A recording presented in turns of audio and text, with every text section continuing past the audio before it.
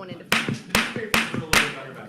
Good evening. It is 5:15 this Monday, May 9th, and the Carroll City Council meeting is now in session. Would you please rise with me and join me in the Pledge of Allegiance? I pledge allegiance to the flag of the United States of America and to the republic for which it stands, one nation, under God, indivisible, with liberty and justice for all.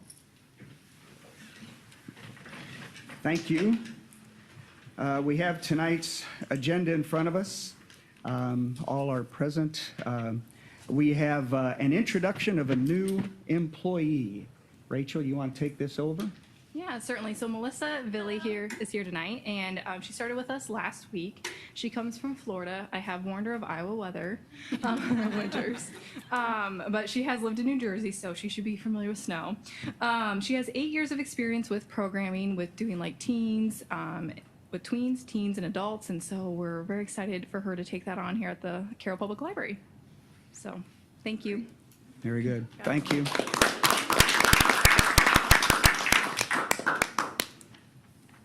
Welcome aboard. And then we have tonight's consent agenda as next on tonight's list. And we have approval of minutes from last Monday's April 25th meeting. We have approval of bills and claims. We have some liquor licenses. First one is a renewal Class C liquor license with Sunday sales with Taqueria Las Camales. Someone pronounce that for me. Incorporated. We have a new Class E liquor license with Class B wine permit and Class C beer permit with Sunday sales for Beer 30 of Carroll. We have Carroll County Softball Association, which includes granting permission to serve and sell alcoholic beverages at the adult slow pitch softball fields, and a new Class B beer permit with outdoor service and Sunday sales.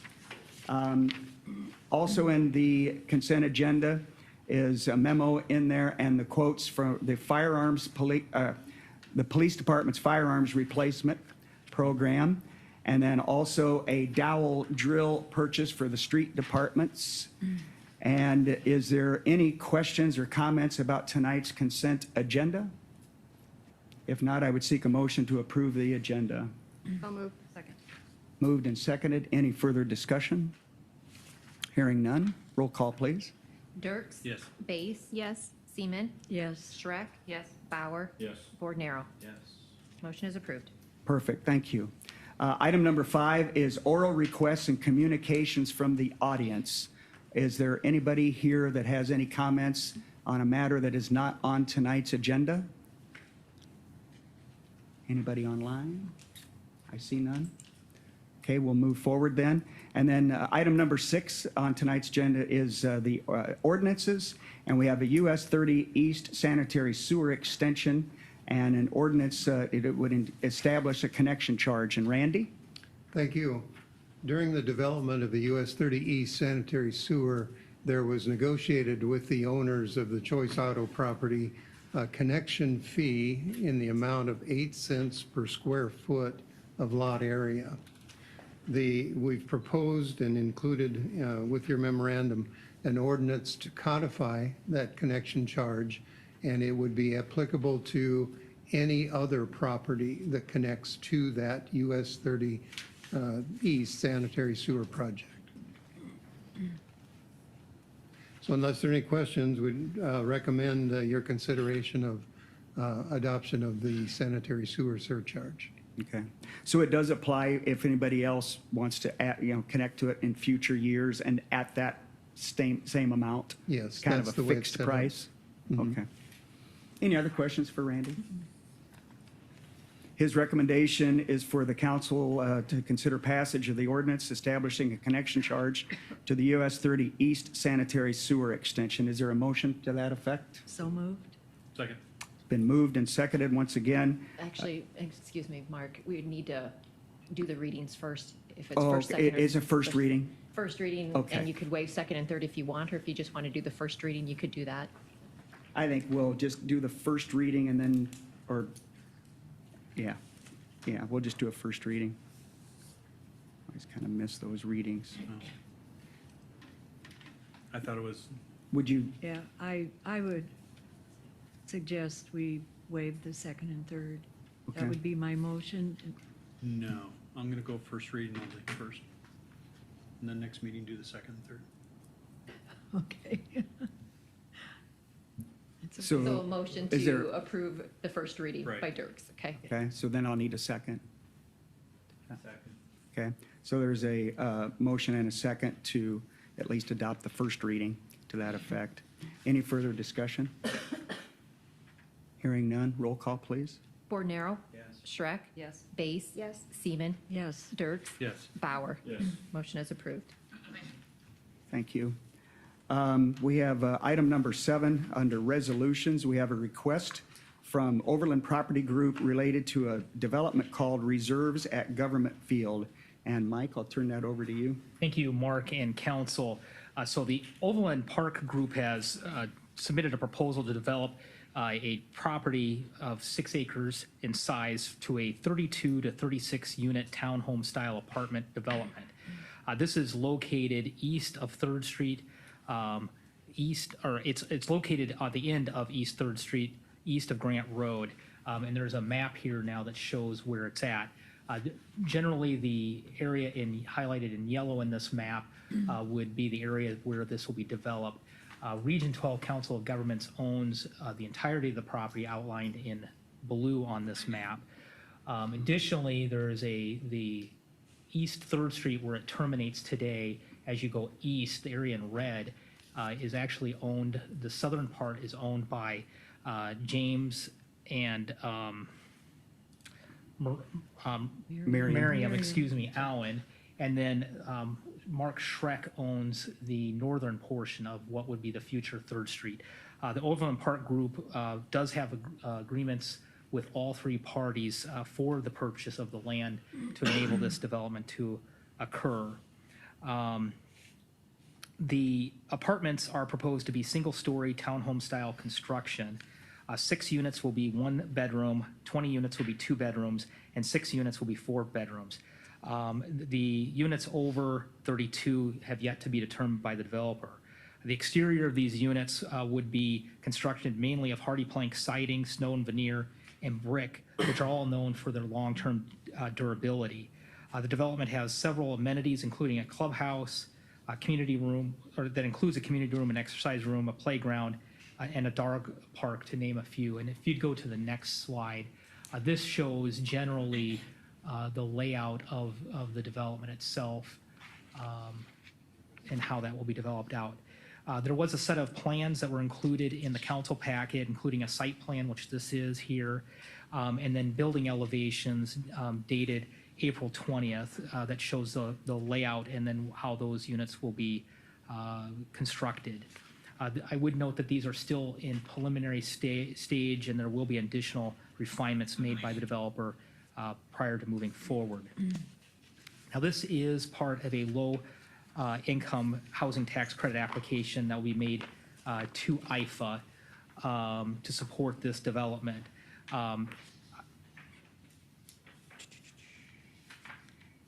Now, I would note that the public infrastructure that's proposed, which would include the extension of 3rd Street and the sanitary sewer, those are not eligible to be covered by IFA as part of this application. Due to this, the Overland Park Group has requested the city extend 3rd Street and the public street through this development, along with extending the sanitary sewer to this site. Water is currently available on the southern part of the site, so that is there and available to serve this property. It is estimated that the cost of this infrastructure will be $689,000 to extend 3rd Street and the sanitary sewer. Now, based on projected project funding, if this does receive the low-income housing tax credit through IFA, Region 12 estimates that they could provide up to $150,000 towards the cost of infrastructure if it's funded as projected. Additional dollars may be available depending on the final purchase price from Region 12. Now, it should be noted that this infrastructure would also serve the remaining land east of the apartment project and also the Allen property and the Schreck properties to make them more marketable in the future. This entire site could be put in an urban renewal plan area, and TIF funds could be generated from the increment that this development would generate. It's estimated that the TIF would be generated from the site would be between $593,750 and $625,000, which would cover the remaining infrastructure costs. Now, certainly, there's always risks with TIF and installing the infrastructure up front. If this development doesn't perform as expected, adjacent land still would benefit from the infrastructure that's being put in, but the city may not be totally reimbursed for the infrastructure costs through TIF. In this case, there's always the issue, or there's always the concern that general taxpayers of the city could bear the additional expense from any dollars that are not realized through TIF. So the council would need to weigh this risk over the possibility of additional housing needs in the city. Now, I would also note this site is adjacent to the downtown urban renewal district. The rail corridor actually is part of the downtown urban renewal area. So this site could be added to the downtown urban renewal area, which would help offset any risk to the city from that perspective. Now, one question I've received and fielded a lot is, what is a low-income housing tax credit development? So with that, unlike other subsidized housing, the low-income housing tax credit program subsidizes the acquisition, construction, and rehabilitation of affordable housing for low and moderate income tenants. Unlike Section 8 vouchers or USDA RA programs, which I know have had some issues in Carroll, the low-income housing tax credit program does not provide an ongoing subsidy to a developer. So owners do have an incentive, like the Overland Park Group, to find tenants who pay their rent, care for the property, and hopefully mitigates any ill impacts that you could see from a development like this. I don't think there'll be, I think the Overland Park Group does have a good track record from talking to other communities, so I don't think that should be an issue that concerns us. Now, due to the initial subsidy, the program does require that the owner provide less than market rates to low to moderate income families. For this site, the Overland Property Group is targeting all but 3 of the units for Carroll residents earning between 40 to 60% of the area median income. With that, I stop. I would note that there are representatives that are online. They were not able to be here in person this evening, but the recommendations for the City Council to review the request and consider an adoption of a resolution supporting the Overland Property Group low to moderate or low income housing tax credit application for the villas at Governor's Field development. I would note that there is a revised resolution that was placed on the dais. There was the name of the development was incorrect. I had that incorrect in the resolution. And then also we increased the units from 30 in the original application or the original resolution to 32 to 36. And with that, I would note that Eric Weinko from Overland Property Group is online and may be available to answer questions the council may have at this time also. Before I turn it on to turn it over to Eric for if he's got any comments, can you just review that one more time about the part about how that they, even though that it has some subsidized assistance, that it wouldn't be anything long-term, and so did you infer that it wouldn't have quite the public safety issues that we've experienced in the past with some other locations? Yeah, I think the concern, and sometimes, and I think in particular with the USDA RA program development that we hear a lot about in the city of Carroll, you know, the difference in this is the low income housing tax credit program really provides a subsidy at the time of construction. There also can be an opportunity to get a subsidy if there's a rehabilitation of a project that occurs. That's different than the USDA RA or rental assistance, excuse me, USDA rental assistant, we call it RA, or like a Section 8 housing voucher where there's like an ongoing subsidy. And sometimes I think you can have issues where we've had property owners that maybe don't care for a property as nice because they're still getting that income stream on a continuous basis. This is really a one-time upfront at the time of construction and development that they receive that incentive. That makes sense? It does, thank you, and that did clarify something for me, and obviously some concerns that have been expressed before. Do you guys mind if I just turn it over to Eric, if Eric has anything that he'd like to add? Eric, can you hear us okay? I can. Can you guys hear me? Yeah. It's a little faint yet, but we're going to try and bump you up, The so hold tight. HDMI. And I'll try to elevate my voice a little bit if that's better. Yeah, it's still a little faint, and we've got you cranked up as far as we can, so anything you can do on your end, Eric, would be great. Okay, I'll just There you speak go. as loud as I can. There you go. You're good. So I'm gonna share my screen if that's okay. You should be able to do that if you select sharing, Eric. Yep, trying to do that right now. Okay.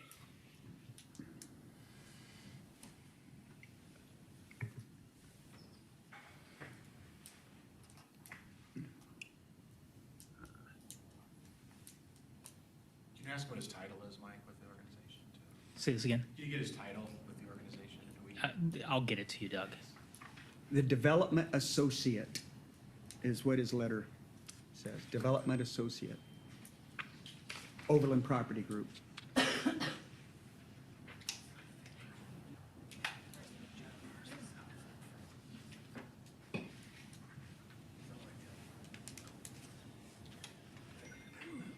So you should be able to see my screen now.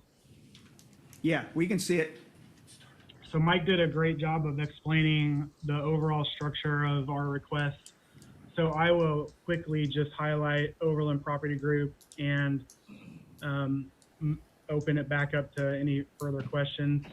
Thanks for giving me the opportunity to present this project to the city of Carroll. We're very excited about it. Overland Property Group has been around for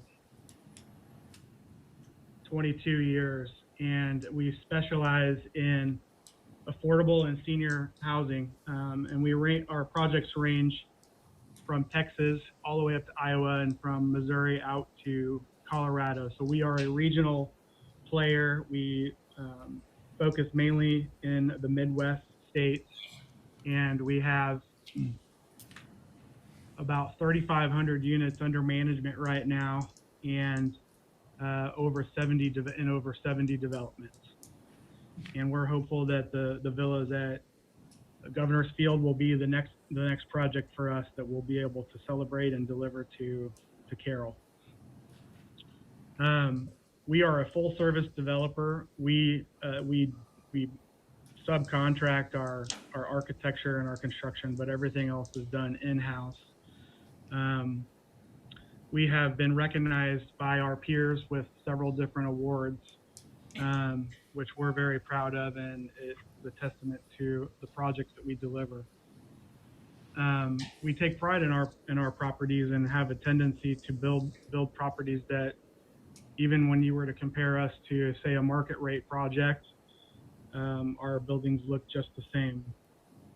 We've been very active in Iowa over the last 10 years. We've got 2 projects complete in the town of Pella. We've done some projects over in Storm Lake. We've had projects in Oskaloosa and Washington, Iowa. And then this morning we were actually just approved at the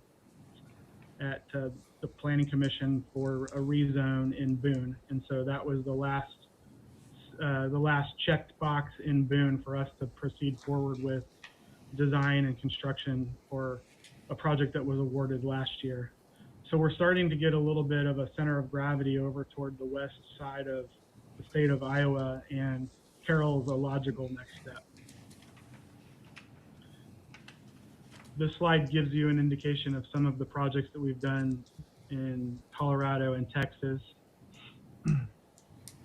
As Mike said, the site that we've selected is a portion of the Region 12 Council of Governments, 15 acres, that's on the east side of Grant Road at the dead end of 3rd Street. The site is about 6.77 acres. and we believe we're going to get 35 units by the time all is said and done. It's a bit of a moving target here late in the game as our numbers change. We're getting construction pricing coming through, and so that's why it's a little bit vague as to what the number is. But our desire is to get as many as we can. We think it'll be about 35 is where we think we're going to end up landing. This is the site. It's row home style development. I've got some photos a little bit further down on my deck showing a sample project so that you guys get a feel for what this would look like constructed. We did a project in Kansas City, Kansas, about between 5 and 10 years ago. That's a very similar product. 2 and 4 bedroom units. And it will have an on-site management office and clubhouse, playground, and dog park as amenities. This is the architectural renderings. I always include these. They're difficult to see in this format, so I'm going to skip past it to what it actually looks like constructed. This will give you a good feel for what it would feel like in its finished format.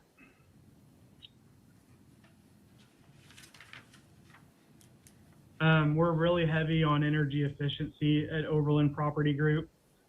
So, and we also, it's also kind of commanded by IFA, which stands for the Iowa Finance Authority, and that's the state jurisdiction that's responsible for administering the tax credit process, scoring sites that are presented, and then administering the overall program as the sites are developed and delivered to market. We're very heavily regulated by the federal government as far as our reporting requirements go, and I know that there's been some challenges in the past with various communities, and we're very sensitive to that and want to assure the community that it's of utmost importance to us and to our benefit to make sure that our properties are running smooth. But we will have energy efficient units, LED lighting, high ceilings are very, very common in our properties.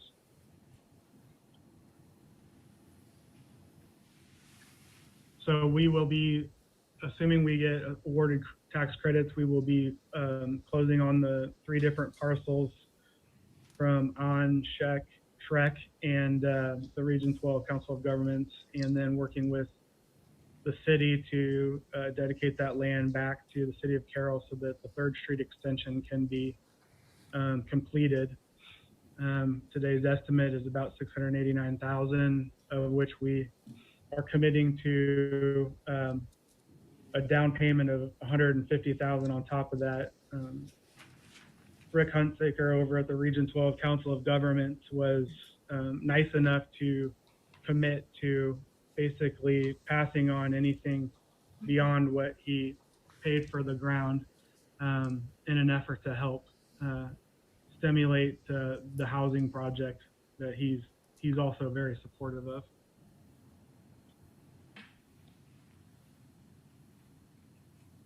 My request of the council is pretty simple. We ask that you guys support our project and the need for affordable housing options at all income levels in Carroll, and the extension of 3rd Street and the possibility of extending TIF over this area in combination with private funds. And I'll turn it back over to you. Okay, Eric, thank you very much. This is Mark once again. My immediate question while we've got you is, it was shared with me as recent as Wednesday that you're under a time constraint, that the council, you're wishing for the council to act on this as early as tonight to meet some IFA deadlines for you. Is that correct? And that date is again when? So our application will go into the state, IFA, the state, on the 18th of May. And one of the requirements is that we must demonstrate that we have access to public utilities. And so this particular resolution would be our formal documentation that the city is committed to helping deliver not only public utilities, but, you know, the street public infrastructure to that site, because it's kind of out there in the field right now. And there are various ways to do it, but this is what we believe is the best way, mainly for feasibility as well as future development for the area. And so the 18th is that date.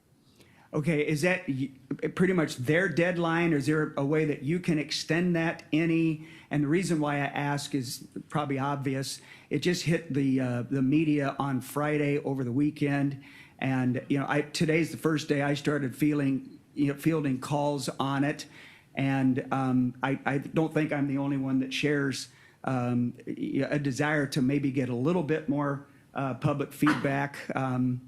Rather than acting on it tonight. But again, it's the council's wishes, then so be it. But is there a way that you can extend that any and offer that to the council? I cannot extend that, unfortunately. If I could, I certainly would make that effort. And so we would ask that I get it. And I think there's going to be plenty of opportunity to provide, you know, feedback on this project as it goes through its process. But I'll leave it up to you guys as to how you feel best to proceed, given that we're on that deadline. Okay, thank you. That completes my questions for now. I'll open it up to the council for discussion. Do you have a follow-up? If I can just Mike's got a follow-up interject for you. too on the question you had there, Mark. You know, this would be really the first of a number of steps the council would have to take to enable this project. I mean, first of all, you would have to go through, like any development, you'd have to go through the platting process, subdivision process, construction plan review, which is done at the staff level. But then you'd also have to go through a rezoning of the property. So that's a step that would have to occur yet. If the city ultimately, while we're sending this resolution with an application to IFA, there is also a requirement that if we do the development incentive, there's going to be a development agreement that's going to require a public hearing.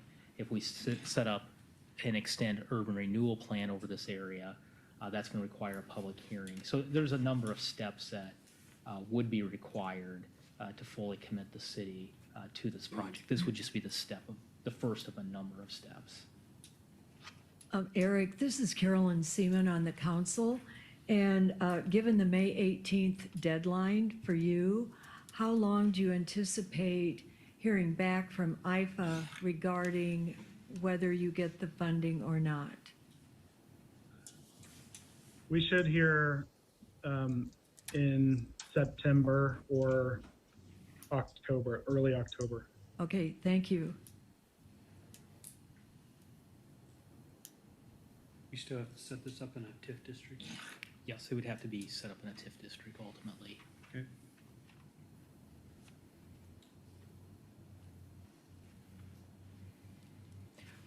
One thing I think would be helpful, Eric, I know you have relayed some of the numbers, but do you want to talk a little bit about the investment that Overland Property Group will be making if this would proceed forward? Absolutely. So, you know, right now we would anticipate the total project cost to be north of $11 million. About $235,000 to $250,000 a unit. The construction time frame would be 1 year from the time that we start. Typically, the schedule is we usually hear back from IFA in late summer, early fall, and then we start getting the remaining portions of our project financing pulled together. And then toward the end of the year or beginning of the next year is when we typically would schedule our closings, and that would be triggered once the site passes all of the environmental approvals. And because federal financing mechanisms are in place for this type of a project, the environmental review is pretty robust and takes longer than your typical phase one investigation. And so, you know, usually the way we tee it up is that we like to have everything aligned and ready to start construction when those brutally cold and windy Iowa winters start to thaw.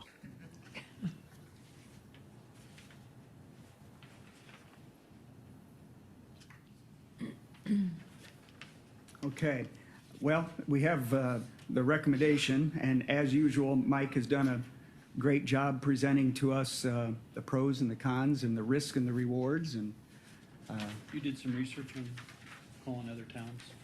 I made a couple calls. I mean, I've talked to other communities about Overland Property Group. No issues from that perspective. I tried to get a hold of Storm Lake today. I know you had asked me that one specifically. I was not able to get a hold of them. Brett, have you heard any feedback on these guys at all? I talked to the police departments in the 3 Iowa towns, Washington, Pella, and Storm Lake. They all told me that the property is maintained well, it's always clean. Storm Lake's having some issues, but they have a lot of low-income housing in the same neighborhoods. Washington, the chief couldn't even recall being called there in the last 3 years. The Pella one, he said they've had your typical high-density housing issues that you see. So Pella said really no issues that they're concerned about. Storm Lake, they had some problems, but they said their management's good to work with, and the property's always clean. But they have a lot of low income also in the same neighborhood. They have a lot of low income throughout their whole community, but in that area they have quite a few complexes.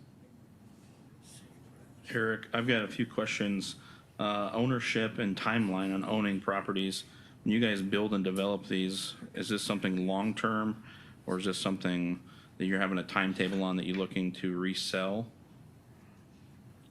Definitely, we are long-term owners. Our business model, typically, there's a 15-year initial duration on these. So that's the minimum before we would ever, reposition the property. And typically, the way we operate is that we will actually go through and update and renovate the units after 15 years and kind of re-enter them back for another stint. So this is not a scenario where we are going to develop and then flip the units. We are going to be a member of the community for decades, and that's pretty consistent. We are selling properties right now that were developed in 2002. That's kind of the window of time, and not very often that we will sell. And then you talked about an on-site manager. With this on-site manager, how many hours a week would they be there? Would this be a on-site manager? It varies from property to property. It kind of depends on the needs. And so the minimum would be, somebody there every day for 4 to 6 hours. And then the maximum would be, full time, even a stint on a Saturday. Because, a lot of it has to do, that's one of the big motivators for us is the fact that we've got properties in proximity to this town. And so what we'll probably do is have a handful of local managers with a regional manager that kind of floats over the top of multiple towns. And so, but yes, we staff the property to its needs, and that's at a minimum 20 to 30 hours a week, but somebody there every day. On rent cost, there will not be any 100% assistance on this. Is that correct? That is correct. And if they drop below that 40% threshold for the income, what does that do for them, or what happens on that side of it? If I'm a single person and I drop below that 22.9 income level for a certain period of time. I mean, Maggie, I have invited Maggie Jarez, who's a consultant of ours and has a little bit more experience in this particular industry as it relates to that question. we're in the business of trying to provide affordable housing for individuals. And so I would be hard pressed to think that we would have to like make somebody leave because they couldn't afford or because their income didn't hit a certain. And so there's probably mechanisms in place that we could work through. But Maggie, I don't know if you have anything to add as it relates to how it the process unfolds as it relates to somebody falling underneath the income bracket. Yeah. Hi, everyone. So I think Eric's right. I think the first step would be to sort of work with that person to figure out a way to make the rent payment. Eviction would always be like the last resort, especially for, inability to pay rent due to loss of job or some sort of family,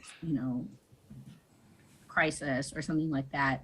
So I think that the management and would work with that person to come up with a solution and then sort of figure out the next steps from there. From a programmatic standpoint, the target for the program is that you're required not to pay more than, I think it's 40% of your income towards rent. So that would be something that would be checked on an annual income certification that has to be done for all of the units. But that would be a special case situation. It's a similar thing actually when somebody goes over income, because you don't want to incent people to not get a job or, move up in their career. And so there's special circumstances there where that person can stay in the unit, even if they're over the income level.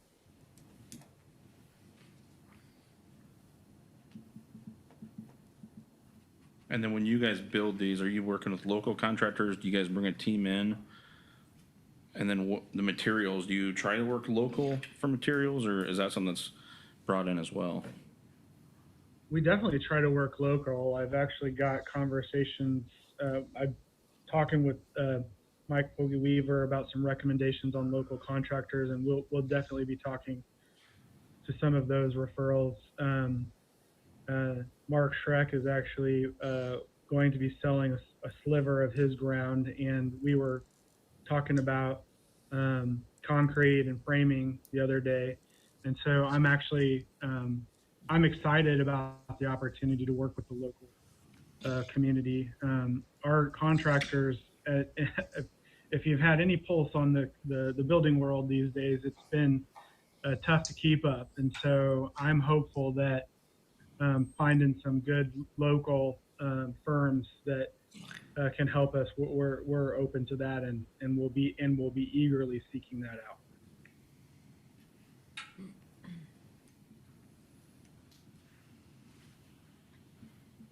Are there any other questions for Eric at this time? Yeah, I've got one more. How did you find Carroll, Iowa?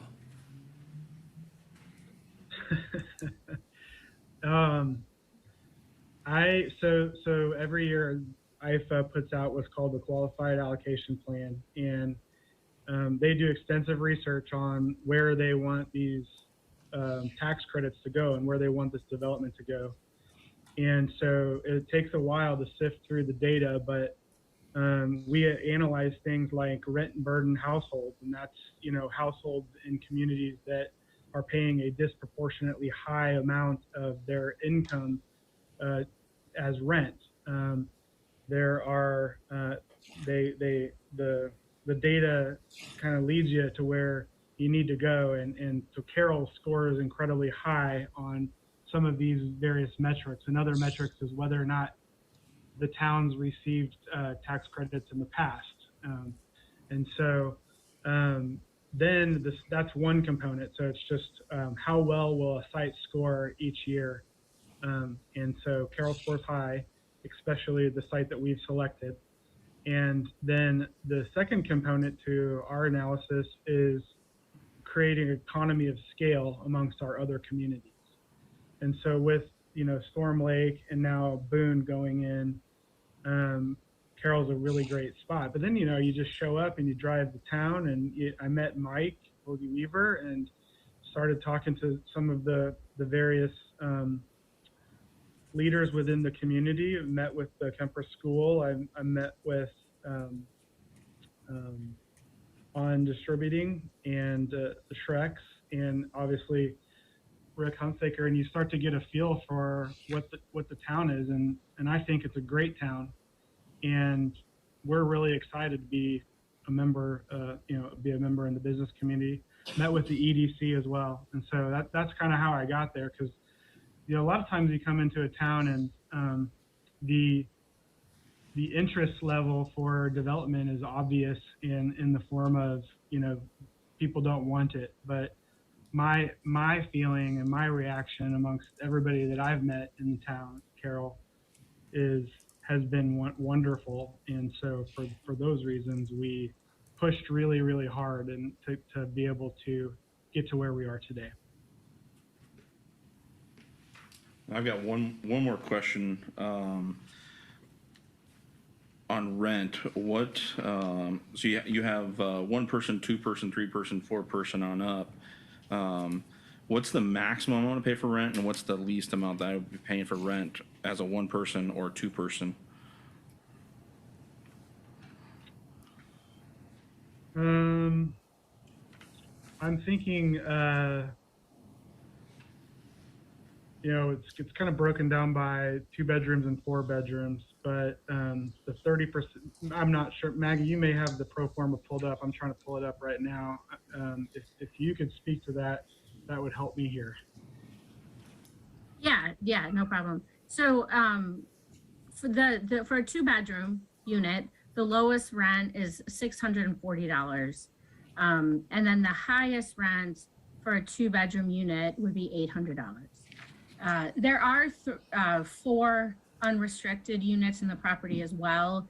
And so a 2 bedroom at just market unrestricted, so that would be rented to a person who, is over the 60% AMI area median income, but that rent would be $950. So you're between $640 on the low end for a 2 bedroom to $950 for an unrestricted. If that answers your question. And then does that change for a 2 person at all? Yes. So that's a 2 bedroom. So that it wouldn't that would be just for the 2 bedroom. So if there's 1 person or 2 people who are living in that 2 bedroom unit, that rent wouldn't change. On the 4 bedroom unit, the lowest rent is $750, and then the highest rent for an unrestricted unit, for a restricted unit is $900. So it's between $750 and $900, and then the unrestricted rent for a 4 bedroom is $1,050.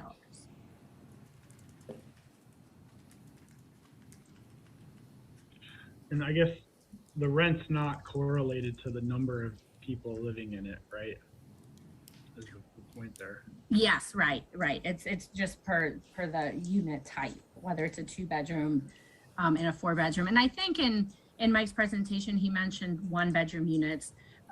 We've sort of retooled the unit mix here to maximize the amount of tax credits we're able to get from IFA. So it's gone to primarily being a 2 bedroom and 4 bedroom at this stage. Our current unit mix is 22 2 bedroom units and 13 4 bedroom units is what that gives us sort of our maximum benefit of resources we can request from IFA. So just to clarify, if it's a 4 bedroom, do you guys not restrict it to 4 people, or do you not care how many people are in it? How do you clarify that? Yeah, so a 4 bedroom unit, so there are HUD occupancy guidelines that you have to go from, and I'm not an expert in management, but it would, a couple would share 1 bedroom, and then there would be 3 bedroom for children. And then it's, there's some rules about how many children can share a bedroom that I don't know off the top of my head, and depending on their gender and their age. So it would be, for a 4 bedroom unit, it would likely be a family with 3 or 4 children, or more, I guess. That sort of gets in the weeds of what the HUD occupancy regulations are. So I have another question then. You mentioned the word HUD. I guess my question then is, can you just confirm for us, where does the income come from, or where can't the income come from? Can I get a little clarification on that? Are you referring to the income of the individual Yes. residents?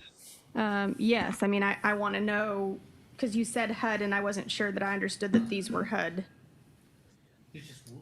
Well, they're just HUD occupancy guidelines. Okay. It's the low-income housing tax credit program that we're applying for, and so it is regulated through those through HUD's unit occupancy restrictions.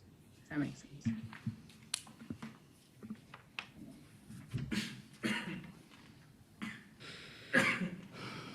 Okay.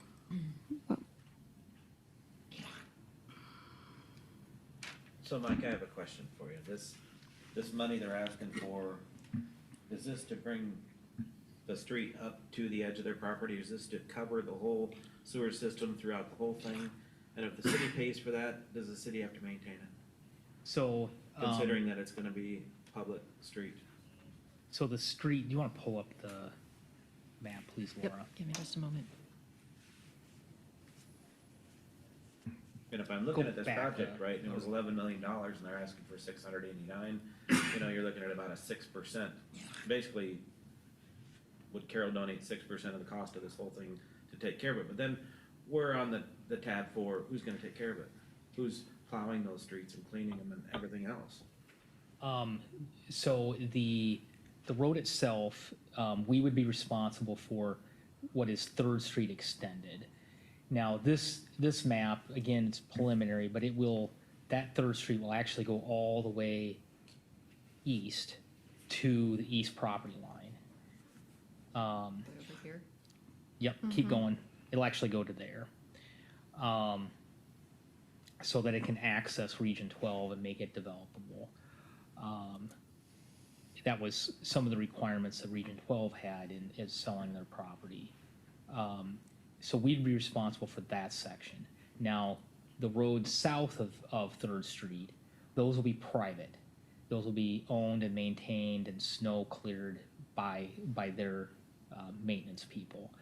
The city would be responsible for Third Street of maintaining and snow plowing that like we would any other public street. The sewer would be extended to the site, and then they would be responsible for the services to each of the units and along the private streets. So to be clear, it's just the north portion of Third Street Correct. directly across. Correct.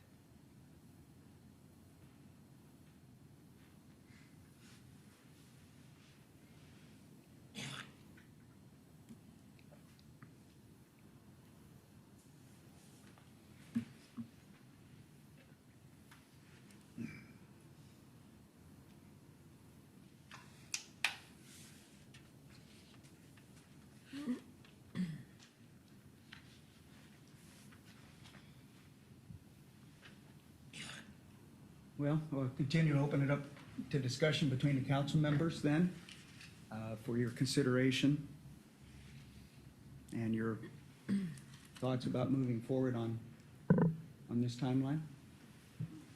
There are a lot of help wanted signs all over. And we need to jump in sometime.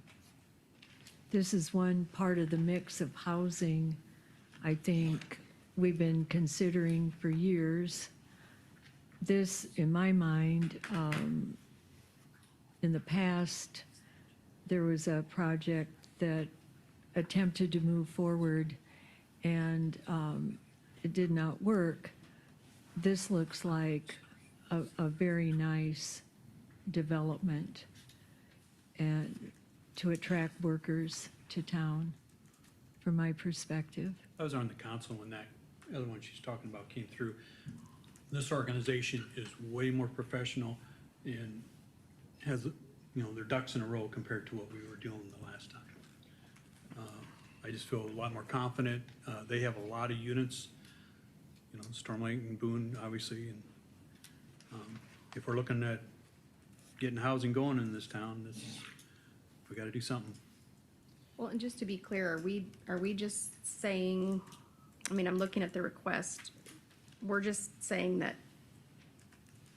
we're backing the project, giving them the okay to submit their application to IFA, but there's so much more that we're gonna have to talk about, because I do feel like it came to us very quickly, and I think that there's gonna be lots of questions for us yet, so I don't know that anybody here hates it, I just don't know that we know everything we think we want to know about it. I think there's a lot of unanswered questions.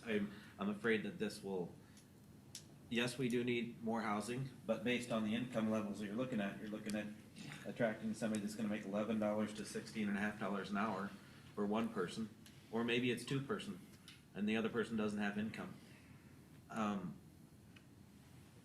How many more places in town are this similar structure? With this low Yes. income, Yeah.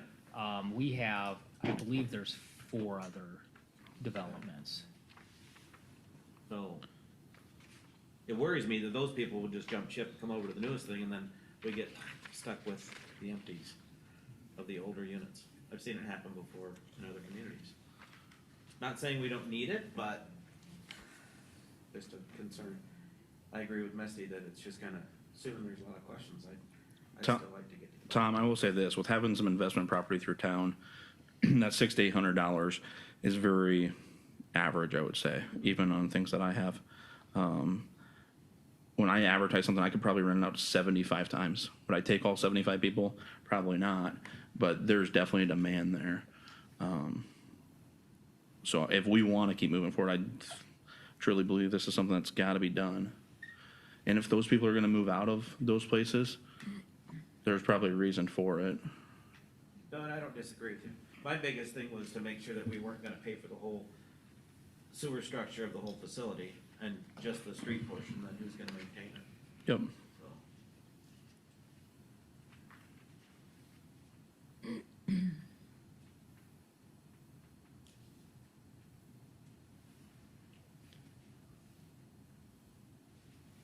Anyone else?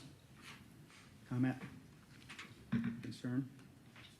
So the recommendation is for the council, again, to consider adoption of the resolution supporting Overland's application.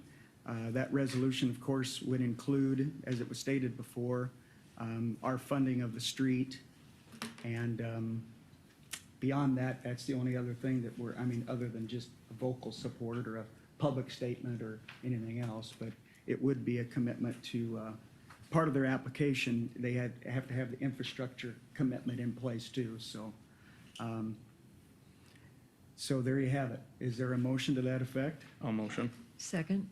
Okay, there is a motion and a second, and I'll read it again, to adopt a resolution supporting Overland Property Group's low-income housing application for their reserves at Governor's Field Development.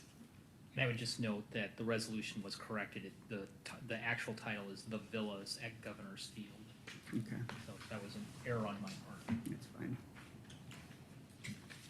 So we have a motion and a second to that effect. Is there any further discussion? Hearing none, roll call, please. Dirks, Yes. Bordenaro, yes. Shrek, No. Seaman, Yes. Base, Yes, Bauer. Yes. Resolution is approved 5-1. Okay. Eric, you got what you need? Yes, thank you so much. I really appreciate the support, and we'll keep you guys posted as we work through the process. Okay, very First good. step. Thank you. Okay, we will move on to, under resolutions, 7B, which is sidewalk improvements, and I'll turn that back over to Randy. Thank you. In seeking proposals for engineering services for the sidewalk improvement project, we did discuss with JEO Consulting Group. They presented a proposal to do the design and plan preparation under their internship program. Now, this sidewalk improvement project, as you recall, includes portions of Pleasant Ridge Road, Hidden Valley Road, and Timberline Road as the total project. The JEO intern program employs student interns during the summer to perform work for JEO clients under the direction of a senior engineer. The proposal is included in your agenda packet, but it does include a scope of services to get to the point of design and plan preparation. That's all that's included in this proposal. There's no fee to the city for the work done under the internship program.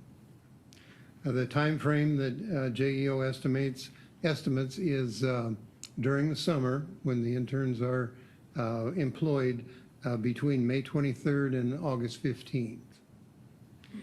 And so unless there are any questions, I'd recommend your consideration of approval of the agreement with JEO for the professional services under their intern program for the sidewalk improvement project. Randy, real quick on this, when they break this down to go out to bid, are they gonna break these down each road individually, or is this all one large bid? We have the flexibility to do it either way at this time. Okay. Is that something that's gotta be decided now? I guess it doesn't have to be, but if there's some direction, the plan can certainly be prepared to include the quantities for each individual section. And then when the bidding documents are prepared, they could follow the plan. So that would be a simple thing to do at this point. I don't think if it costs us anything extra, I think that's the way we have it done, just because I think it's kind of close to a split deal on how we all feel on that. If we break it out, one of us may be one way or the other, especially on a certain road. So that's how I feel. Sure. I'm definitely on the same, I was gonna say the same thing. Sure. I want 3 different bids. 3 different streets. The broken down into 3 Yes. different sections? Yes. Sure. Segments or, you bet. Like That's- phase 1, phase 2, phase 3 type thing. Well, no, the streets, one Timberline, one, the 3 different streets. I wanna know what each one's gonna cost. Okay. We'll include that in the design work or the plan work. Okay. Very good. Any other questions for Randy? Okay. The recommendation, once again, is to consider and approve a resolution. Can't beat the price, Randy. Resolution approving the agreement with JEO for professional services for the sidewalk improvement project. And I will add, broken down into 3 different projects. Is that the best terminology for that? I'll make that motion. Second. Anyway, there's a motion and a second to that effect. Any further discussion? Hearing none, roll call, please. Bordenaro, Yes. Dirks, Yes. Bauer, Yes. Seaman, Yes. Schreck, Yes. Base. Yes. Motion is approved. Very good. Item 7C is a Perfect Mind contract extension agreement, 5-year extended term. Chad, this one's your baby. Yeah, thank you, Mayor and Council. So Perfect Mind is our software that controls all of our online signups, online reporting, check-ins, outs, field rentals, all point of sale at the rec center and at our aquatic center outdoors. We really use it every single day. It's kind of what makes our areas run. This would just be renewing our contract. I believe we've been with them 6 years now. They're making some major upgrades to their system right now.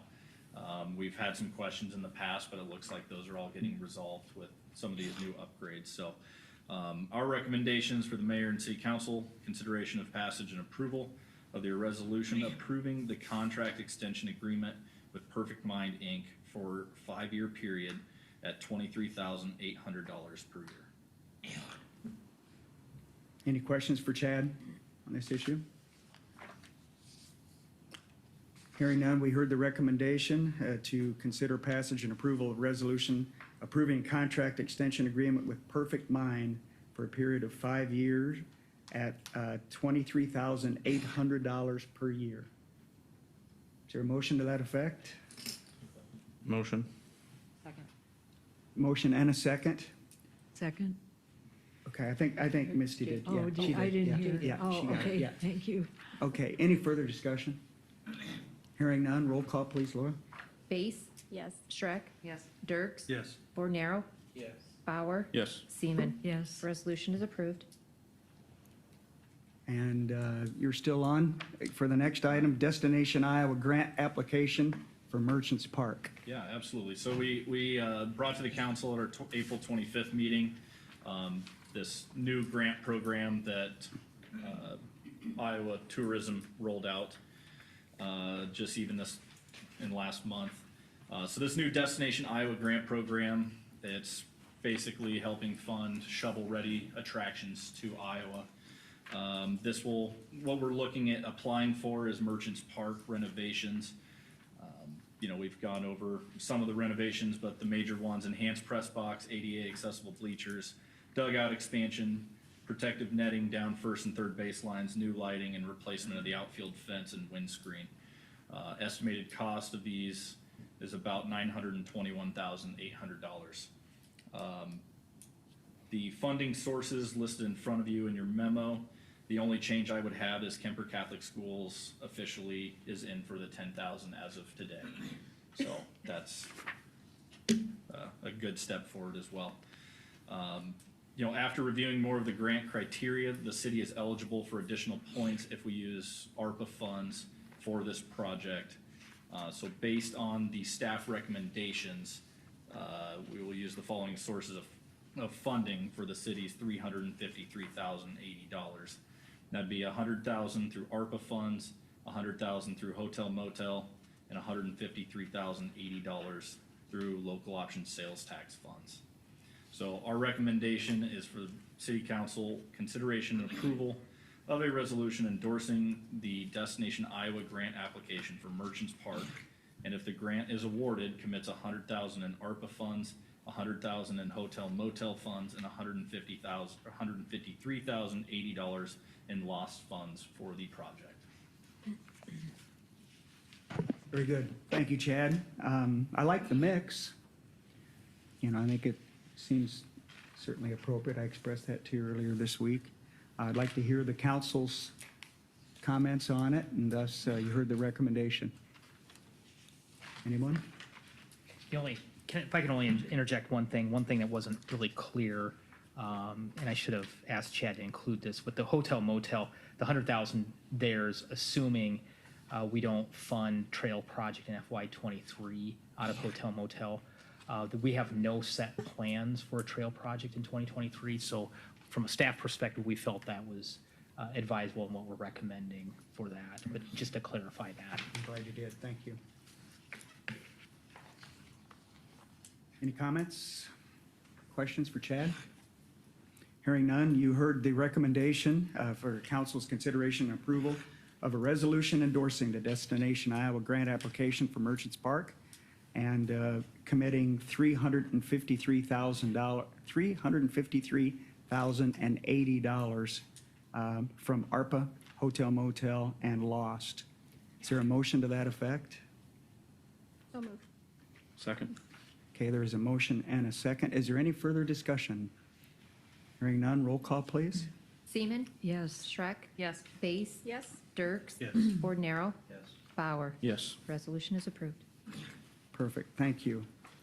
And you're on for the three-peat. The next one is Absolutely. Iowa Reciprocal Card Program. Yeah, absolutely. Thank you. So the Iowa Reciprocal Card has been around for, I think this is its 5th season. What it is a traveling golf pass in western Iowa. It allows members in good standings at courses to travel and play other private, semi-private, or fully public golf courses for a more or less a discounted rate. So they would be waiving the green fees for people coming. You would still have to pay for a cart rental. It was really used before the pandemic to try and spark up interest in golf, get people moving to other courses and really helping out. This has been brought to us by several members of our golf course as well, and it seems to be very, very popular in our area. Some of the rules that apply to the card, you must be a member in good standing at a home golf course. You must book tee times. Walk-ins are not accepted. Must show proof of membership and photo ID. Must sign into Reciprocal book to help tracking, and can only be used, during open golf hours, cannot be used for tournaments or leagues. And also can be revoked if people are being disrespectful at any course. Our recommendation is for the City Council consideration and approval of the attached resolution approving Carroll Municipal Golf Course to join the 2022 Iowa Reciprocal Golf Program for 1 year. Chad, is there a limit on how many times you can go to another course? So each course can actually set their own limit. Since we are centrally located in one of the larger courses in that central zone, we are recommending only 2 times for outside participants. If I recall in our conversation, there's only one other course that has limits. Correct. And which one was that? Sac City. Okay, and there's 3, correct? Was it 3 times? They did 3.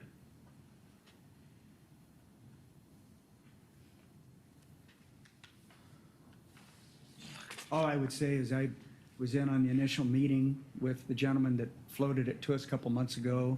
And, I was open to it as long as, Chad and his team was open to it. And I know they've done a great deal of due diligence and really done a lot of research to make sure that this is a value primarily, to our members. Absolutely. And then secondarily, it just kind of gets a few more eyeballs on the city of Carroll, which is kind of a bonus. Did I frame that okay? Absolutely. So, I'm not a golfer, so I couldn't, You begin better to. start. Oh, no, I'd hurt people, trust me. But listen, in order to move forward with it, I would seek a motion to approve this resolution as well. So moved. We have a motion and a second, Tom? Is that correct? Okay, the motion is to approve a resolution with the Carroll Municipal Golf Course to join the 2022 Iowa Reciprocal Program for 1 year. Is there any further discussion? Hearing none, roll call, please, Laura. Bauer? Yes. Base? Yes. Seaman? Yes. Dirks? Yes. Schreck? Yes. Bordenaro? Motion is approved. Very good, thank you. I want to add one more thing to this. About a month ago, I walked in and talked to Chad. I would like to see us talk about doing the same thing with the rec center, with possible, not YMCA's or those, but other city-run rec centers, that we could do something similar to this. So if I'm traveling to Dubuque, staying there for a night, I can use their rec center for, we'd have to set up a minimum fee or something. I'd like to just include the conversation someday to include rec centers in the state of Iowa.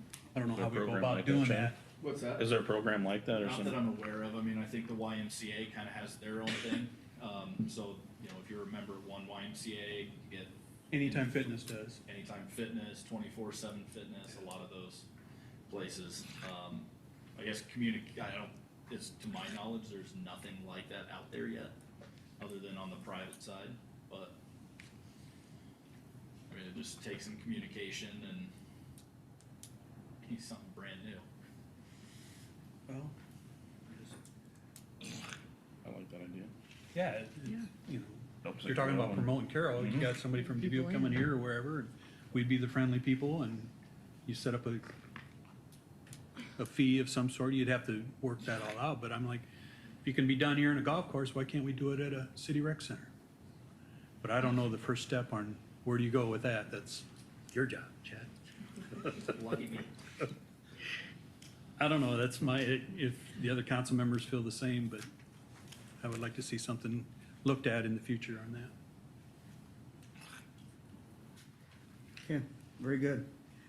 We will move to item number 8 under reports. We have a fiscal year 22 budget amendment number 2, and we need to set a public hearing. Turn it over to Laura. Yes, thank you, Mark. So this is our time to set a public hearing for our budget amendment number 2. as you recall, we just worked through setting and approved our fiscal '23 budget, which will start here on July 1st. Well, we have to finish out fiscal '22, and as you can imagine, that budget was set over about a year ago, and things can change from time to time as a year goes on and time passes. So the budget document is also our guide for tracking our revenues and expenses for the year. The state of Iowa does prohibit spending more than what has been budgeted. Knowing the budget is a working document and events occur that were not originally planned in the budget, a budget amendment is often required in order to follow state of Iowa code. I've listed out pretty general descriptions of the items that are included in this second budget amendment for fiscal '22. I'll make comment that the fiscal '22 reestimates, all these items were a part of the fiscal '22 reestimates when our fiscal '23 budget was prepared, or they were items that council had taken action on at a council meeting to approve some type of a contract. I don't plan to go through each one of them, but I will highlight just a couple things. So out of the general fund, there is only one thing that's being proposed where the airport has requested some additional funding for the farm expense. Then the other items out of the general fund relate to transfers in and out. With transfers, there's typically a requirement that funds need to be deposited into a particular fund for one reason or another as dictated by state code. And then if a project or expenditures are made out of another fund, then you can move the money from one place to another. The one item that's kind of the bigger item on here is there is a transfer out of the sewer utility fund for $1 million into the Corridor of Commerce project fund, capital project fund. That is an internal loan that council entered into back in November of '21 in order for us to collect TIF dollars out of the downtown urban renewal area. A requirement in order to collect the TIF is to have created a debt, and so we did this internal loan. It was originally established to fund phase 11 of the corridor project or the streetscapes projects. If there is a desire that those funds wanted to be spent another way, council would just need to take action to do that at a later time. But just wanted to highlight that one because that is kind of a bigger item on here. Otherwise, the other items on here relate to finishing up projects or where we think we're going to end with, excuse me, I shouldn't say end, where we think we're going to spend or spending be at the end of June on some particular projects. And there's some projects that'll probably be spending into the next fiscal year. So tonight is a chance for council to ask questions of these. We will hold the public hearing. The plan is to hold it at the next council meeting. There's a requirement to have budget amendments. Any budget amendments need to be completed before June 1 each year.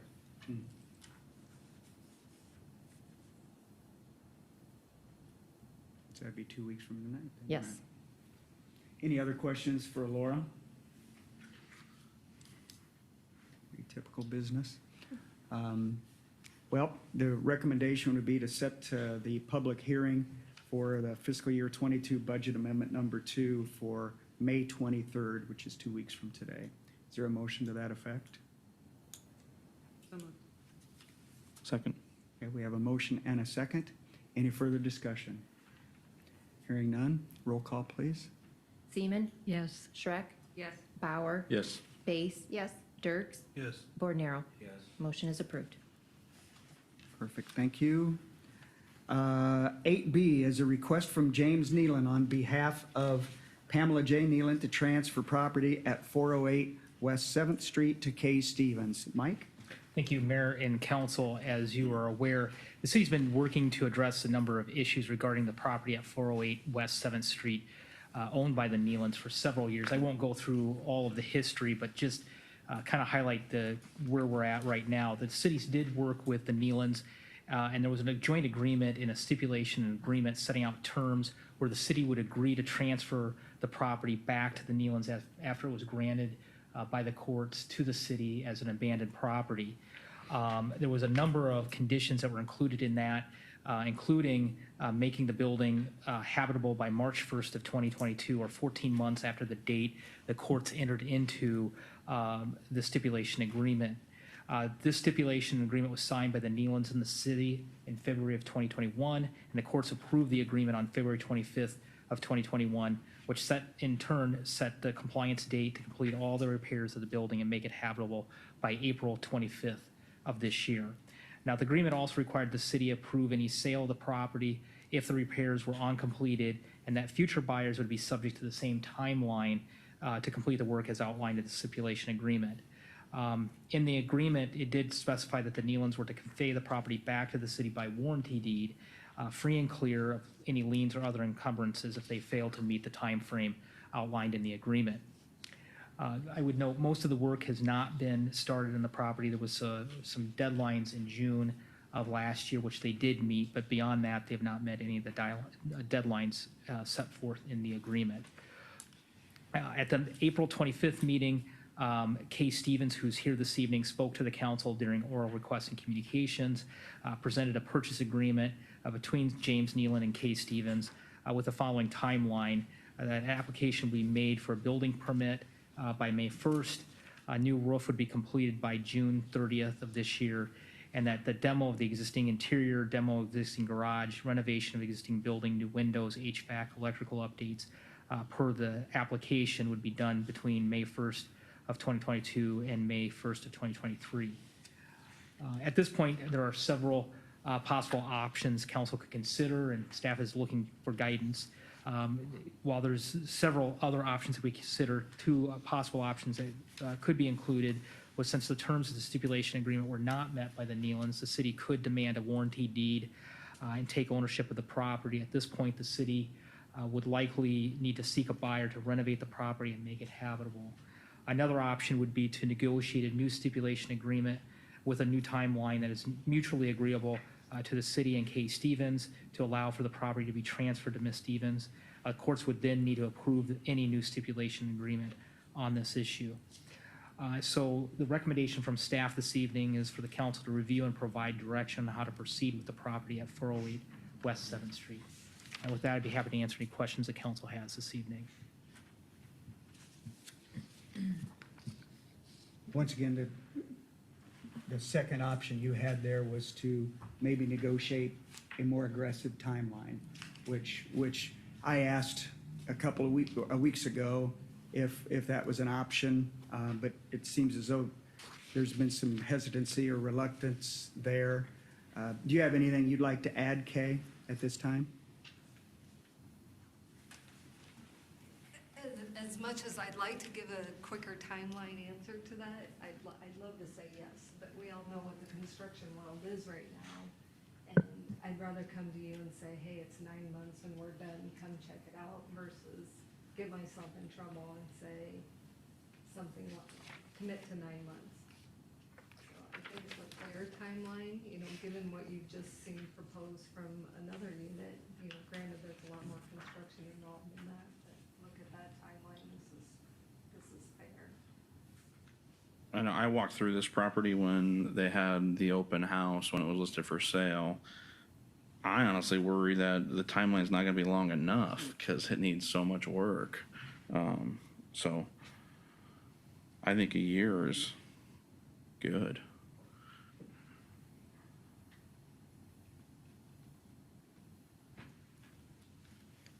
What happens if the construction timelines aren't met? Well, I mean, ultimately, the city would have to have a discussion with the individual, find out, how far off are we, and then negotiate a new timeline or negotiate some other outcome.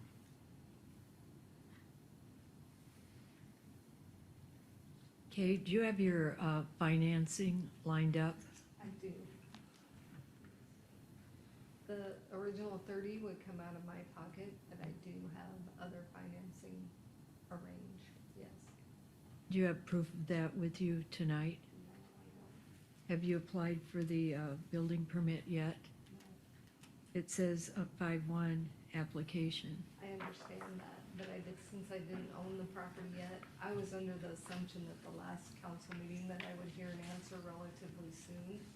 So I will own that. I put May 1st on there, thinking that I would have an answer from the council prior to this date, prior to May 1st. I definitely understand what you're saying there. I personally wouldn't probably apply for a building permit either if I didn't own the thing, especially the history of this property. Have you ever done a project this big before? Okay. It's big. Nope.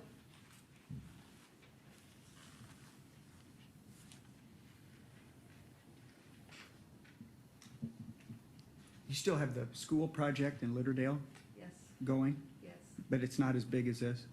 No. Okay, I haven't been over there for so long, I just And don't remember. Mr. Weaver brought that to my attention, that there was some concern over that. And first of all, I kind of view that as a second,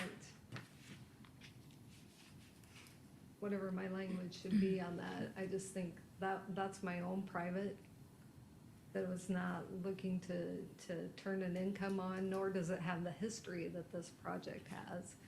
And so it was, if anybody is upset with me in Litterdale, that is news to me.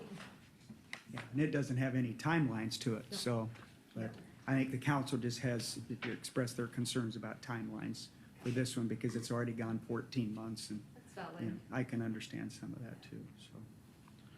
Any other questions for Kay? I'm just worried about the timelines. We've been fighting this for how long, and it's gonna be a lot of pressure on you, and if a timeline's not met, and you've got a lot of money stuck in this thing, what do we do, Okay, is your plan to own this and rent this out as a income producing property? Okay. So I kind of get excited hearing you talk about the need for housing, because I think this unit will be well done to be something that I would be interested in living in, and not something that is low income regulated. I think I could get excited about the location for it. It's walking distance to a lot of businesses, so I think this fits what Carroll's looking for. Granted, it's only a 4-unit project, but I'm not sure if I'm saying it right, but do you have I guess a timeline or a scope of project written out? What are you expecting for rent? What are you putting in the units? I mean, like, what are we a talking? little more definite for me is. I mean, defining granite, what are you doing with It it? would be similar to what I would like in my own house, and most of you know that I do design work, so I'm not gonna do Formica countertops. It's gonna be probably walk-in showers, quartz countertops, a upper end cabinet, that LVT flooring. And- So and I'm have- also looking that each unit would have their own washer and dryer system, or hookups or something of that sort. Having walked through, my son just moved to Louisville, Kentucky, and having walked through a lot of apartment units and seeing what kind of dollars get spent and what the products are in those apartments, I wouldn't move into most of them, and they were $1,200 a month. So it's something $750 a month that I could create in Carroll, I think would be something that would give me a return on investment and cash flow itself.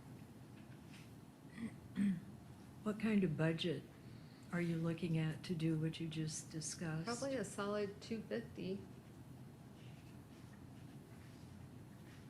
250,000 Per unit. for, No, not Per unit? for the whole, For the whole building.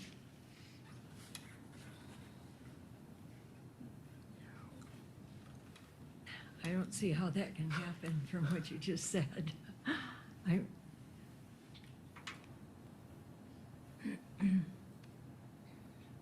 Kate, would you be willing to set out a written timeline, a deadline schedule with the city?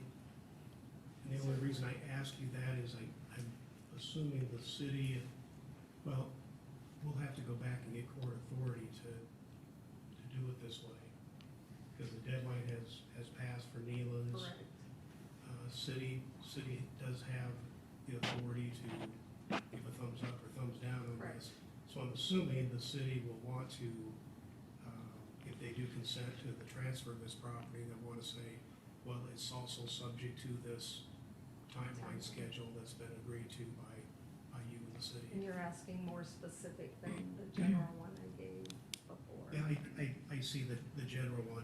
There might be some more specific things to add to that, but Dave, I think for her too, I mean, if I was standing in her situation, what's the timeline on her taking possession of this property if it does move forward?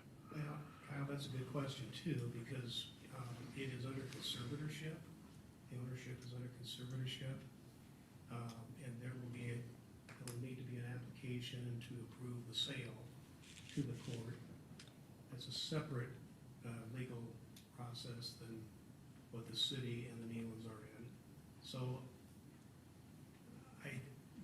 maybe 30 days would be optimistic. Maybe something longer than that.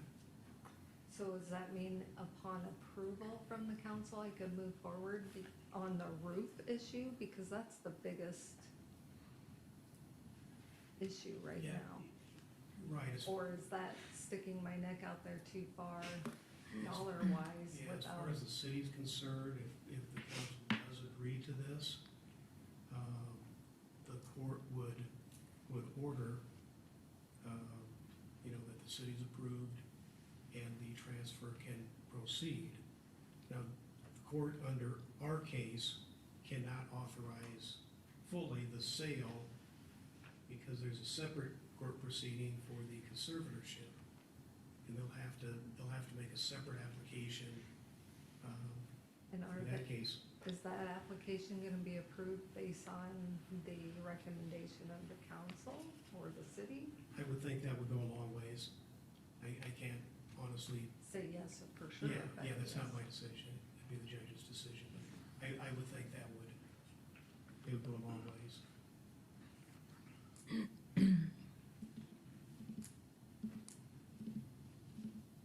KR, you are in an absolute, like, 1 year from now, is that what I'm looking at?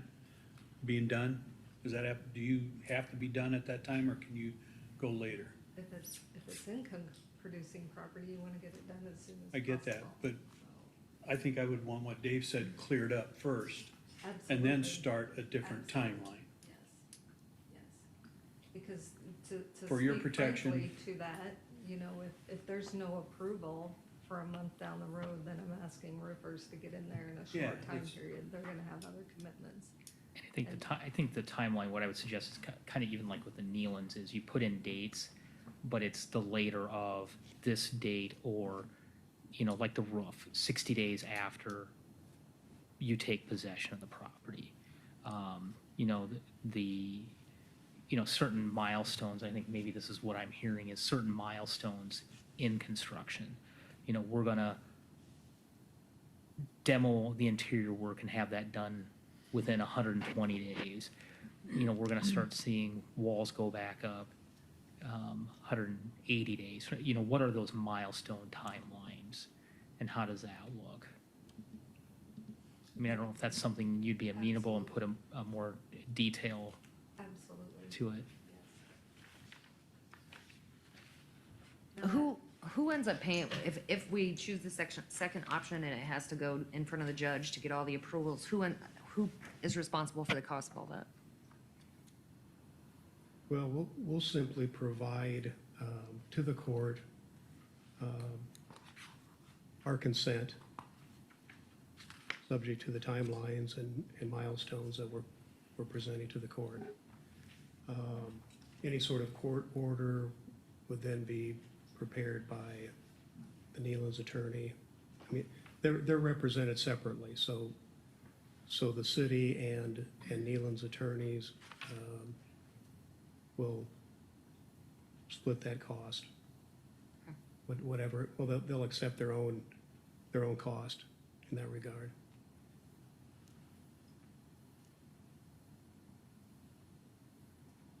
And so to your point, there's no cost directly to the city to incur if we went with that option.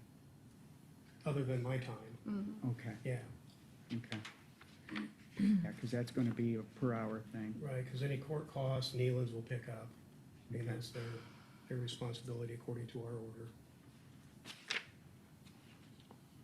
Can I ask how much we've put in as far as monetary city has paid for thus far over the course of, 2 years? Related to this property? Off the top of my head, I don't know. We've incurred costs. I don't know if we've tracked, if we've broke it down to that, where we just put it through general, legal, but, I mean, we could go back and look at our billings and track that, but it's just, we haven't broke it down at this point. And then to follow up with you, you don't have any design work done to this point? Yes? Not presentable, it's just on my computer. Yeah. Okay. Do you have somebody ready to do the work the second that you are Well, approved and ready to go? honestly, I had somebody ready to demo this week, but I need to put the brakes on that, obviously, so. So when it comes in, say, 30 days, 2 months, you have somebody that's willing to drop what they're working on and? Yes. And Kay, from the building perspective, I believe you've talked to Perry, and I think he went over what needed to be done to the building to bring it to the minimum required standards for the International Building Code. Okay, with the electric service and everything else. Okay. It would need all new electrical. Okay. All new plumbing. Just want to make sure you understood that. So yeah.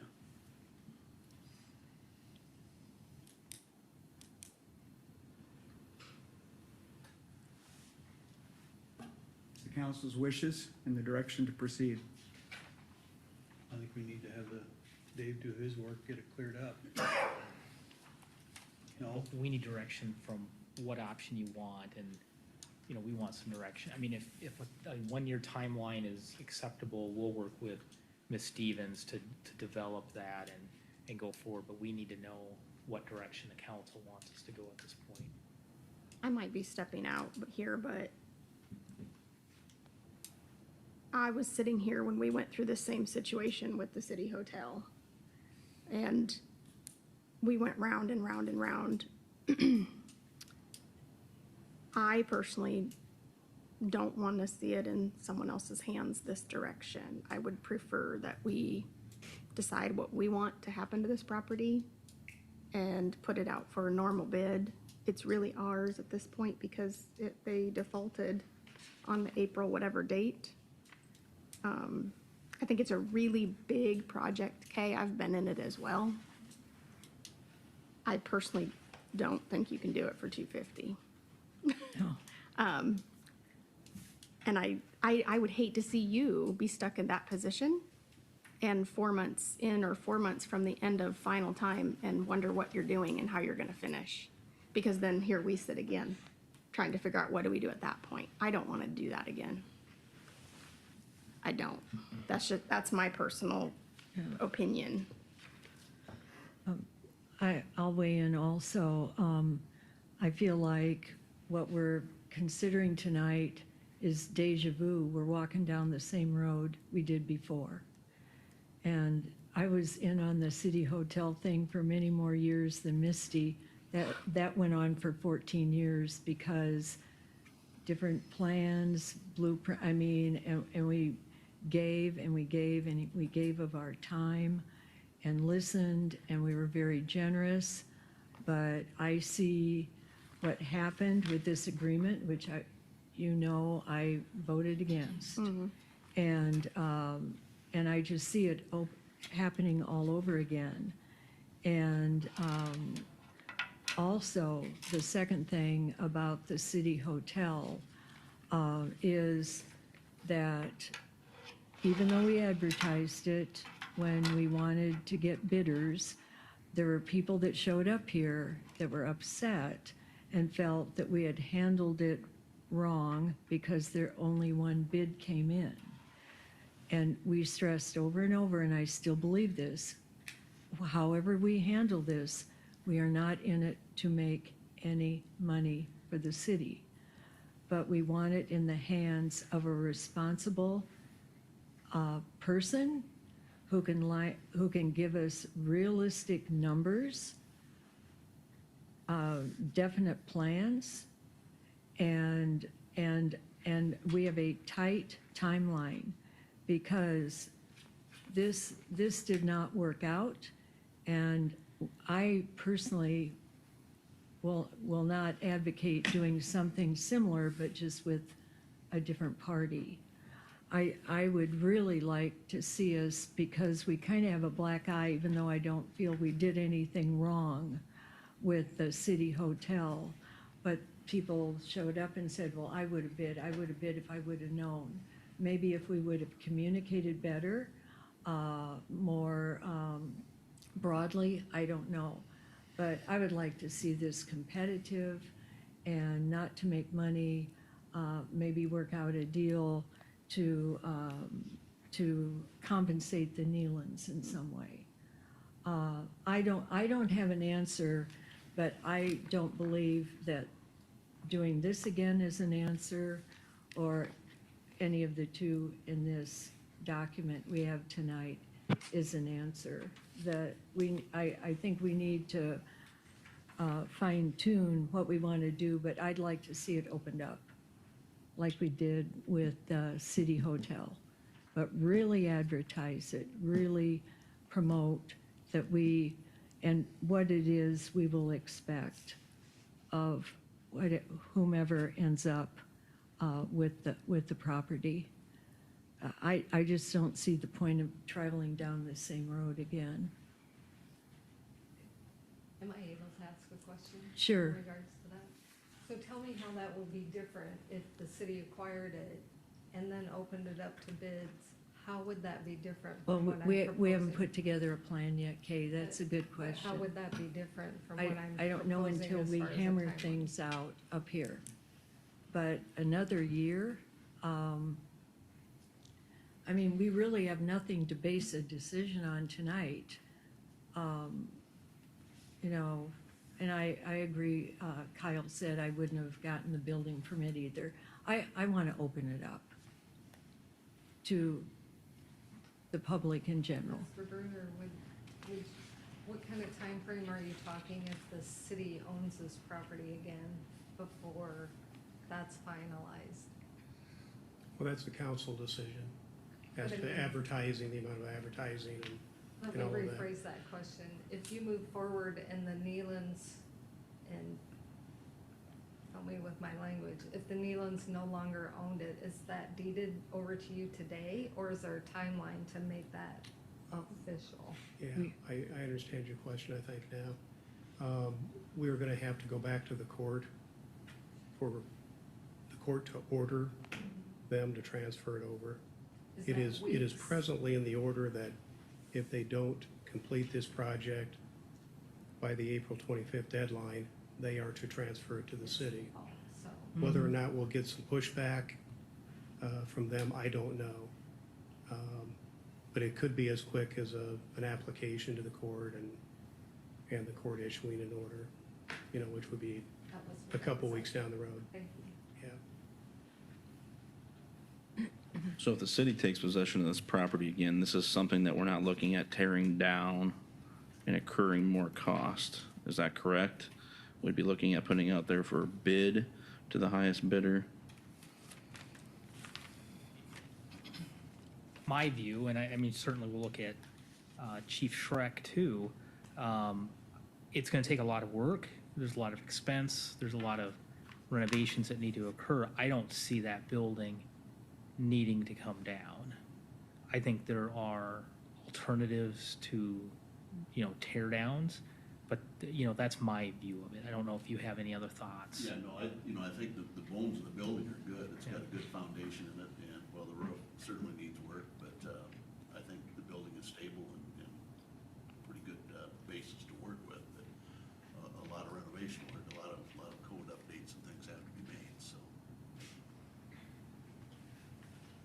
Greg, you said something about electrical. What's the electrical like in it? Not good. It Terrible. still has the meters inside, the service entrance is inside, and that has to be moved outside, and then to bring it to current code, each apartment would have to have its own 100 amp panel and means of controlling heat and air conditioning from that unit, so. And Perry and I have discussed it too, and he said he talked to you about that and what all needed to be done, so.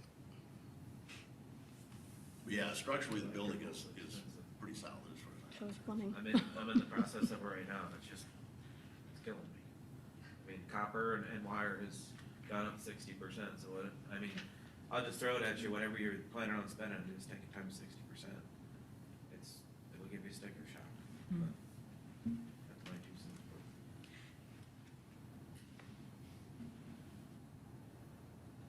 cents. Well, we certainly discussed all the ins and outs. What is the council's wishes? So essentially, if the city does take this back, Kay could come back and buy this for $1. She could. She I'm glad could you be- said it, not me, yeah. but I don't want that to be the opening bid. Yeah, she's free to compete, Yeah. but I believe competition is good.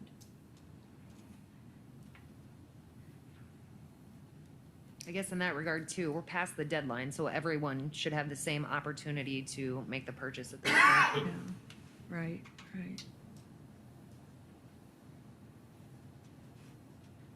Well, it's highly publicized what today's market is. I mean, it's,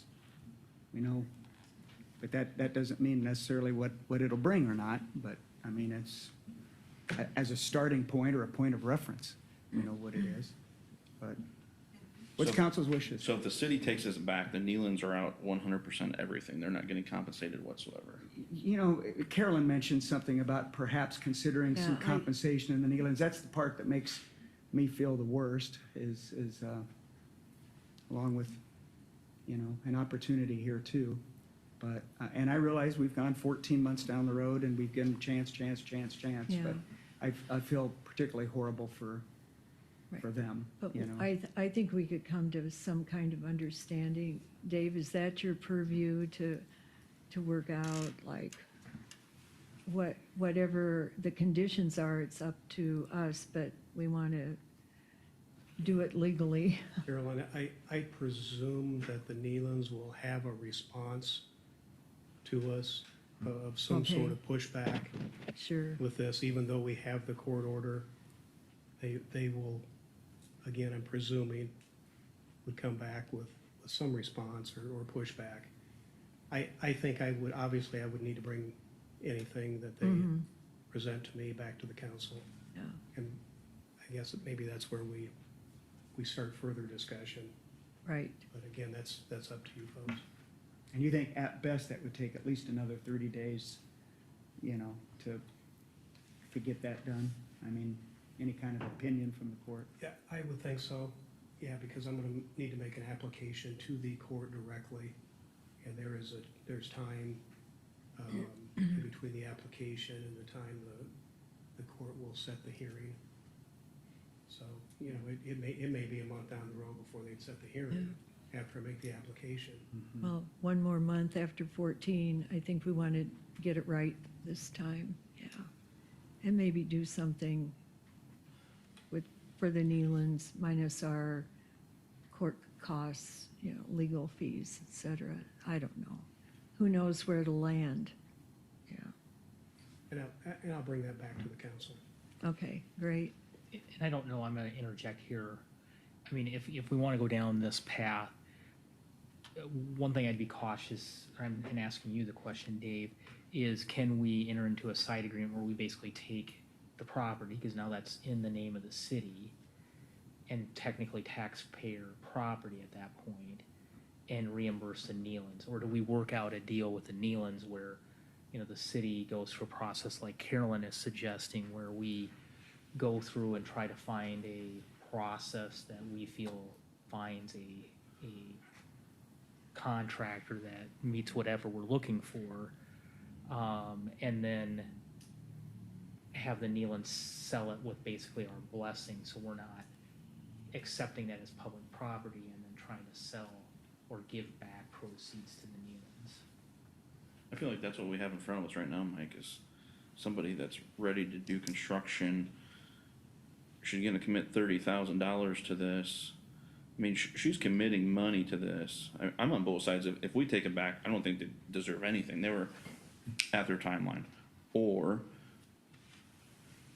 with her purchasing it, she's got a lot of financial investment out there. She's done her ducks in a row. If it isn't completed, then at that time, it's our property. If the first project isn't done, saying the roof completed at that time, then we make a step of taking it back at that point.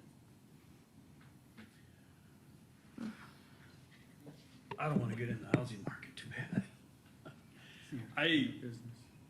I'm with Kyle on this, you know, have Kay buy it, but the thing that worries me is the timelines that we have in front of us now.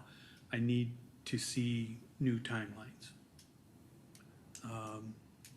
And I need to see reasonable timelines that, okay, if you don't make them, you know what you're up against.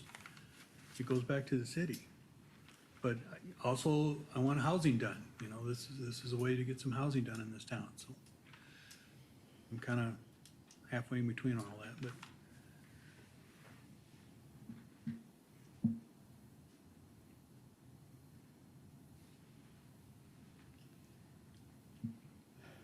How do you want to move forward?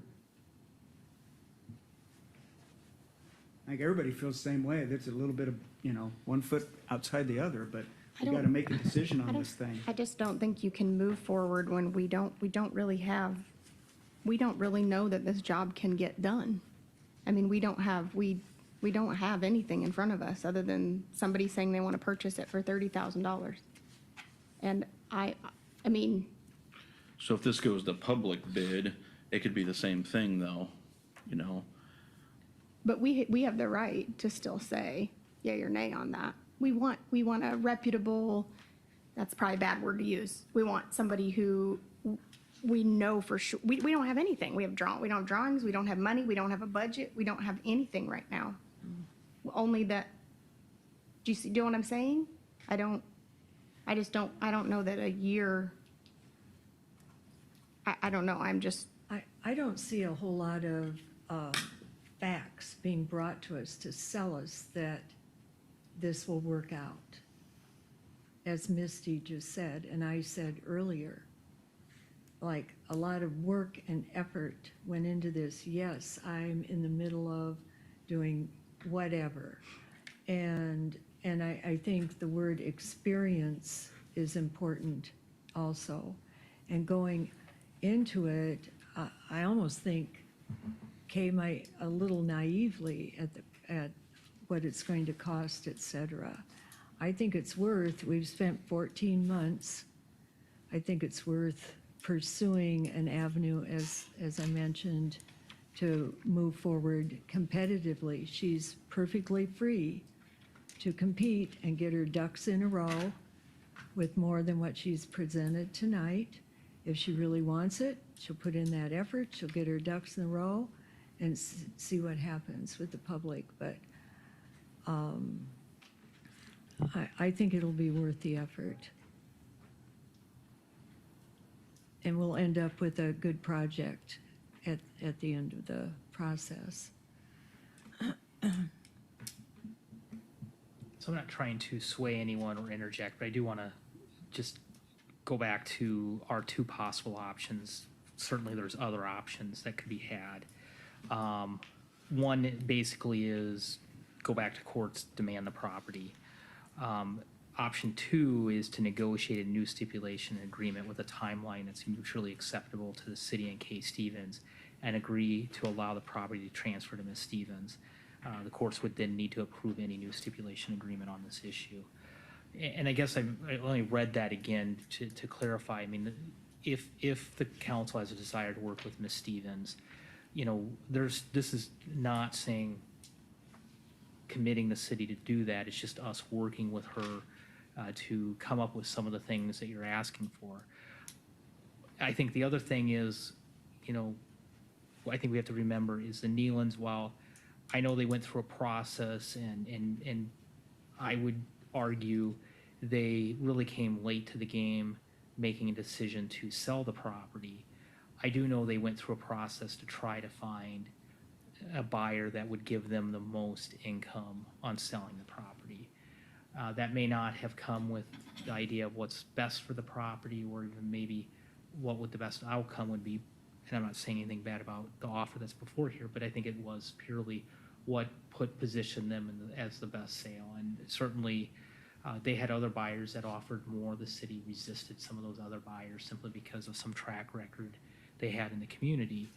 I think, you know, it's certainly up to the council, but if there's concern about are we getting the best offer, you know, we can certainly go through an open process, but there was a process that Nealon's went that found Ms. Stevens, that certainly we could I think, go back, have some conversations, and present something that the council could consider, you know, what are those elements you want to see, and what would that look like?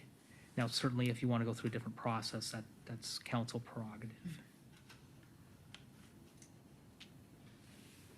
Thanks, Mike. Well, I'm going to seek a motion to take an action on this, whether it's option 1 or option 2, or I would entertain perhaps a third option that hasn't yet been discussed and would need further detail. I would make a motion to, option 1, Goes back to the city. go back, bring it back to the city. Is there a second to that? I'd second that. Okay, there is a motion and a second to, how do I say that, re-deed, or just stay the course, and the property gets redeeded, or it stays redeeded to the city. With Can no I money say that any no better? money exchanged. I mean, I think they're past their deadline. I mean, unfortunately, we've been dealing with this for 14 months. I mean, due diligence was done on the part of the city, and at this point, I think that we just have to do what's best for the city. Yeah, Dave, wasn't that in the stipulation that if they failed to respond, it goes back to the city? If they failed to meet the agreements in the stipulation and agreement, and they were given multiple deadlines, that's what Right, worries right. me. Yeah, there was a hard deadline of April yes, 25th. and then it goes back to the city. So they knew this. It's in the stipulation, which the court approved in the second document we have. Okay, so once again, there was a motion and a second. Is that correct? Any further discussion? Hearing none, roll call, please. Base, Yes. Seaman, Yes, Fordero, Yes. Shrek, Yes. Bauer, No. Dirks. No. Motion approved, 4-2. Okay, there you have it. Let's see, we are done with the items on the agenda. There are committee reports, comments from the mayor, there are none. Comments from the city council? There are none. Comments from the city manager? Haven't seen anything. There are none. So then I would seek a motion to adjourn. Motion. Second. Motion and a second. Any further discussion? Hearing none, roll call, please. Base, Yes. Bauer, Yes. Shrek? Yes. Dirks, Yes. Seaman, yes. Fordero. Yes. We are adjourned.